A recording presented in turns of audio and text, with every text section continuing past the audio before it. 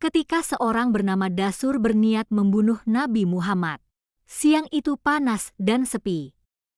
Nabi Muhammad sedang istirahat sendirian di bawah pohon. Tidak ada pasukan. Tidak ada penjaga. Cuma beliau. Tiba-tiba, seorang musuh datang diam-diam. Namanya Dasur. Dia bukan orang biasa. Dia benci Nabi. Dan hari itu, dia lihat kesempatan emas. Dia cabut pedangnya, berdiri tepat di atas Nabi.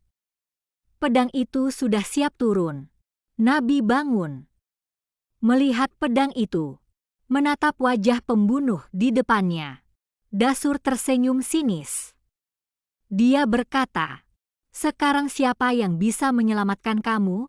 Beliau cuma jawab satu kata. Allah. Cuma satu kata. Yaitu Allah. Dan sesuatu yang tidak masuk akal terjadi. Tangan Dasur gemetar. Pedangnya jatuh. Orang yang tadi mau membunuh, sekarang justru kehilangan kendali. Nabi bangkit. Mengambil pedang itu. Sekarang posisi berbalik. Nabi yang pegang pedang. Dasur yang tidak berdaya. Nabi bertanya, "Sekarang, siapa yang akan melindungimu?" Dasur lemah dan menjawab, "Tidak ada." Dan disinilah letak kemuliaannya. Nabi tidak balas dendam.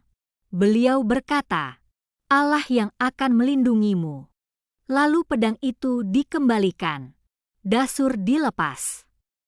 Tanpa luka. Tanpa balasan. Dan justru di situ, Dasur hancur. Bukan badannya, tapi egonya. Dia datang sebagai pembunuh. Dia pulang sebagai Muslim.